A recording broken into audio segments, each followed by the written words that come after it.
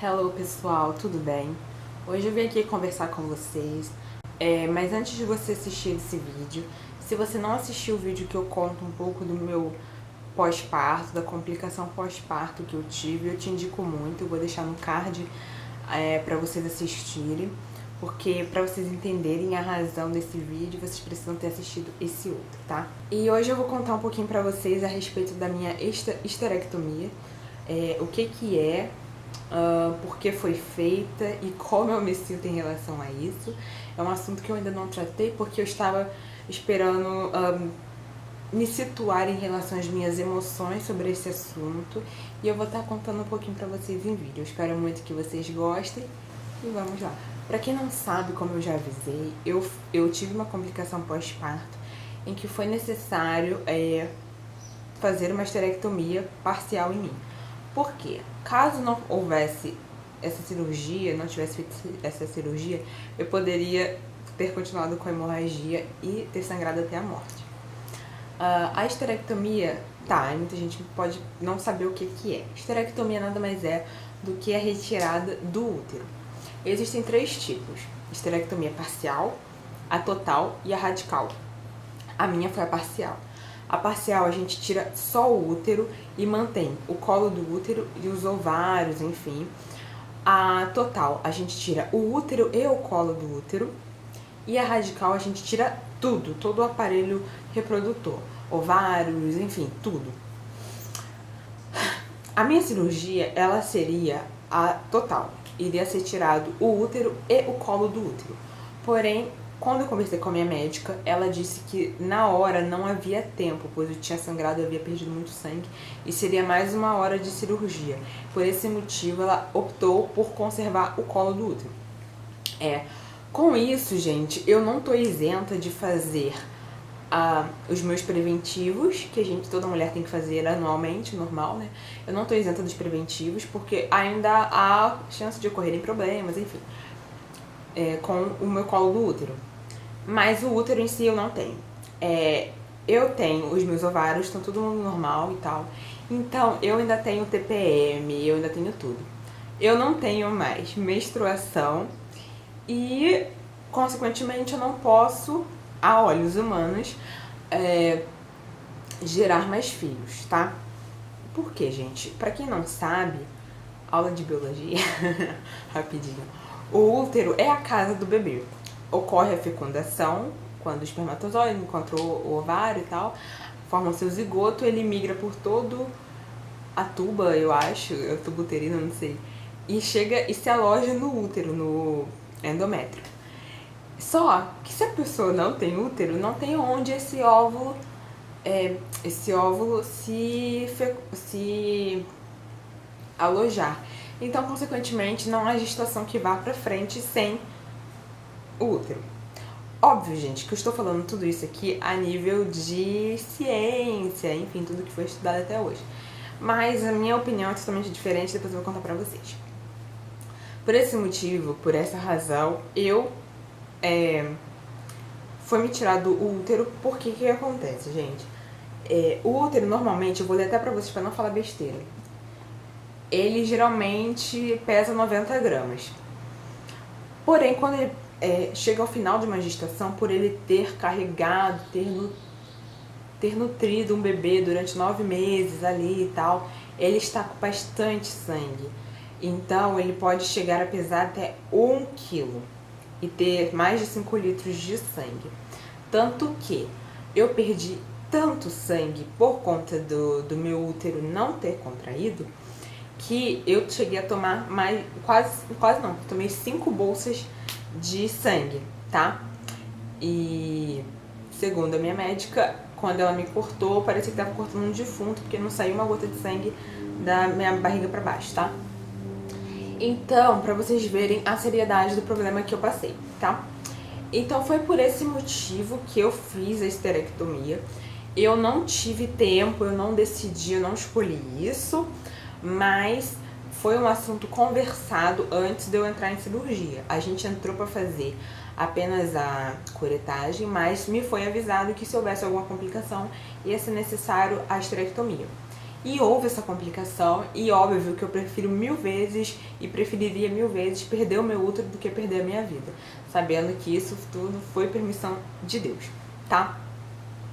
Então, é basicamente isso. Geralmente a esterectomia ocorre quando a mulher já é mais velha, tem câncer de útero, né, algum risco de câncer.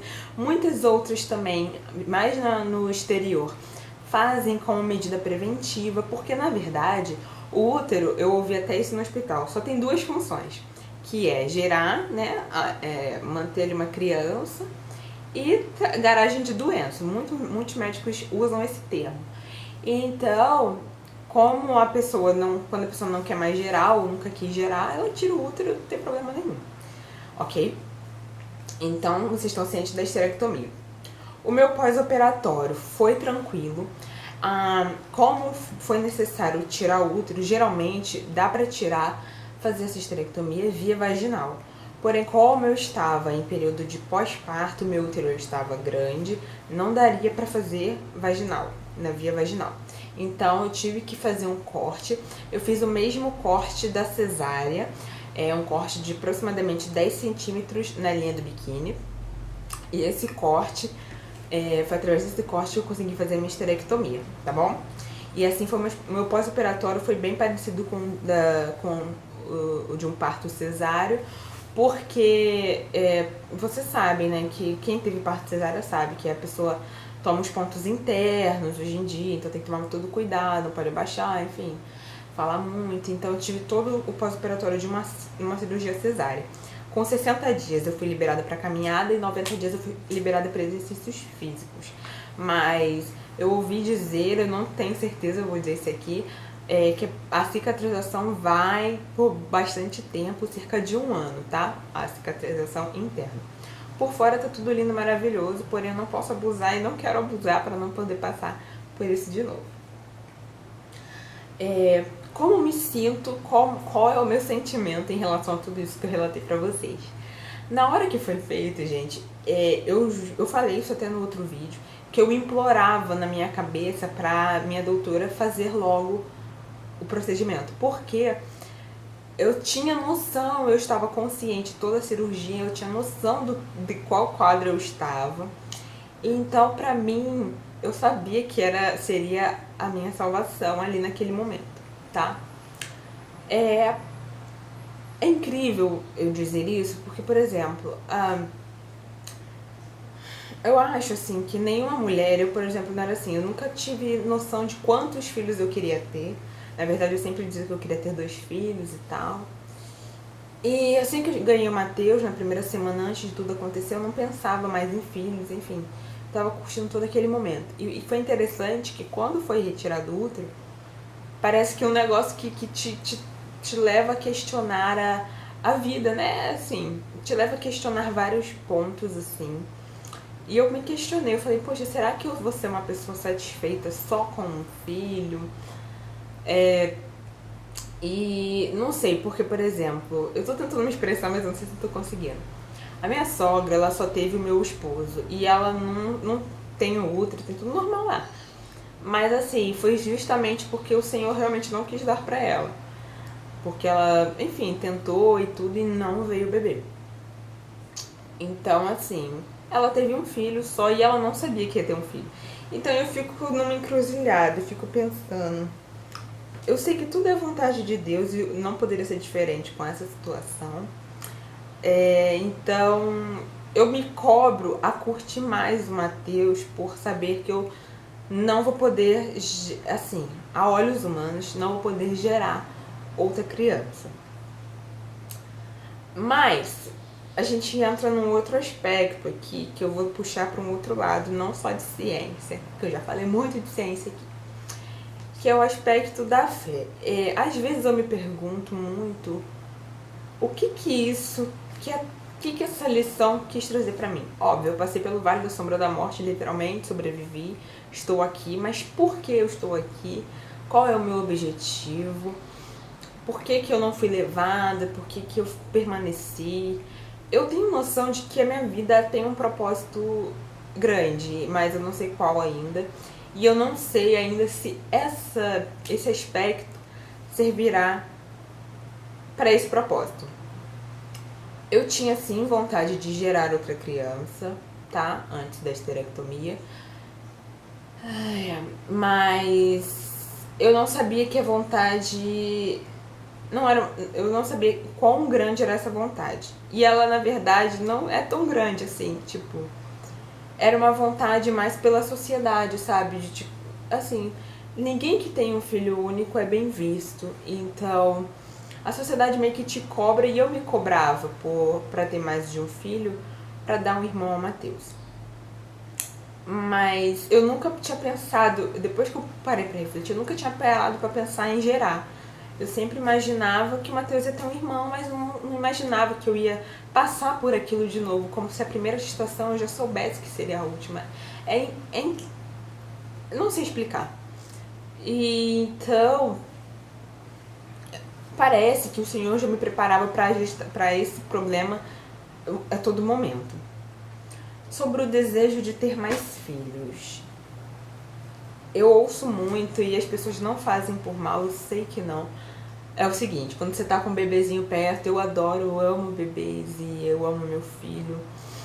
E as pessoas perguntam, nossa, você só quer ter esse, você quer parar nesse, você quer ter mais filhos?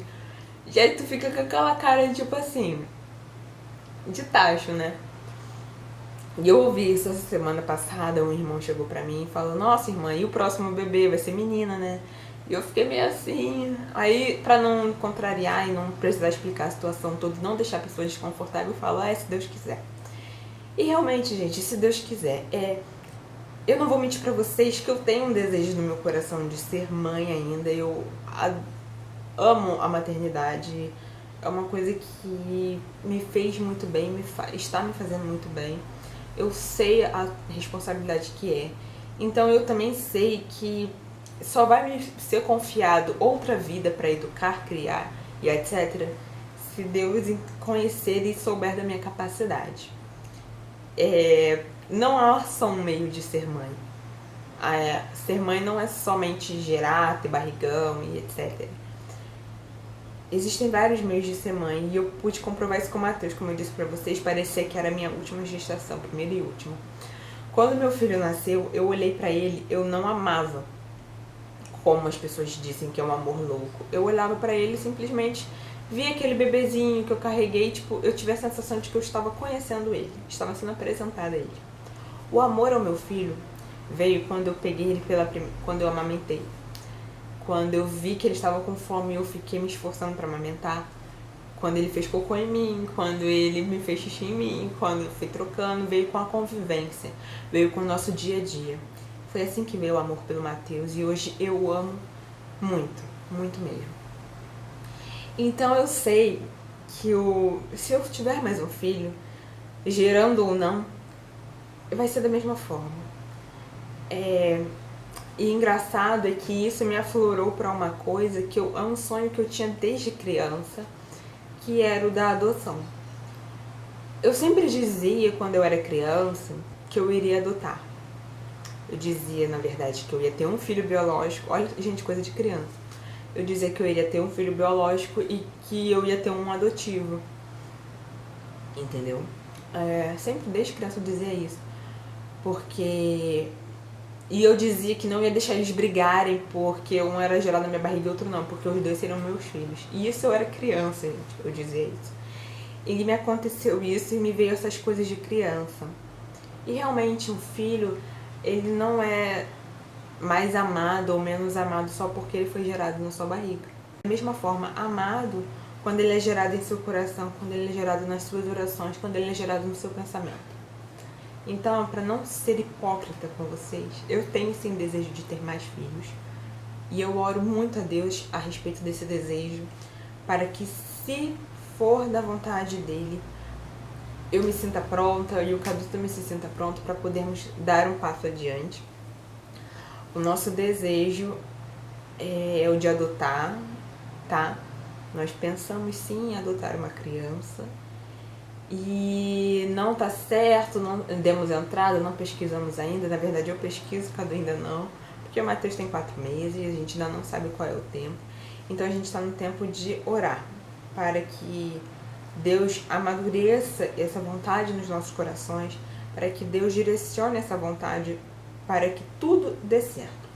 Eu andei pesquisando e a adoção é muito difícil.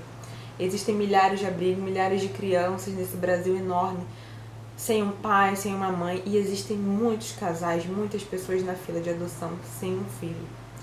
O sistema ainda é muito demorado, ainda é muito lento, ainda falta muita melhoria, então a gente só fica mais triste com tudo que está acontecendo. Por isso que eu entreguei nas mãos de Deus, porque eu sei que se for da vontade dele de eu adotar, eu vou fazer isso no tempo certo e meu filho ou filha virá no tempo certo. Quanto ao número de filhos que eu ainda quero ter, eu não sei. Eu pretendo ter mais 1 ou 2. Mas tá tudo na economia de Deus. E, gente, eu não quero e eu não posso duvidar do poder de Deus. Então, como eu disse, tudo que eu falei pra vocês foi baseado em ciência. Mas baseado na fé. Se ele quiser, ele vai reconstruir. E ele vai me dar outro bebê, gerado na minha barriga. Se ele não quiser, ele não vai fazer. Não cabe a mim questioná-lo. Ele tá muito acima de mim, da minha capacidade. Tá bom? E é isso. Na verdade, eu fiz esse vídeo mais como um bate-papo, mais porque eu queria conversar e explicar um pouco da minha situação pra vocês. Se você tem alguma dúvida, deixa aí nos comentários pra gente poder conversar. Eu acho que esse vídeo ficou meio bem bate-papo mesmo, bem perdido em algumas coisas. Mas eu espero que vocês tenham conseguido entender o que eu tentei expressar. Tá bom? Confia. Entrega a Deus também os seus sonhos, as suas vontades. Não é menor do que a minha. O seu problema não é menor do que o meu. Não é maior do que o meu. Diante de Deus, ele é o mesmo.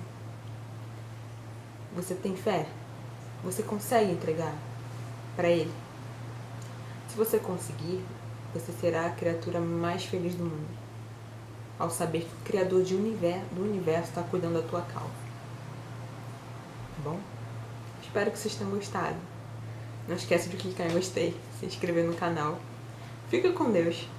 Vamos conversar um pouquinho, deixa aí nos comentários o que você pensa. Tá bom? E é isso. Super beijo. Até amanhã. Tchau.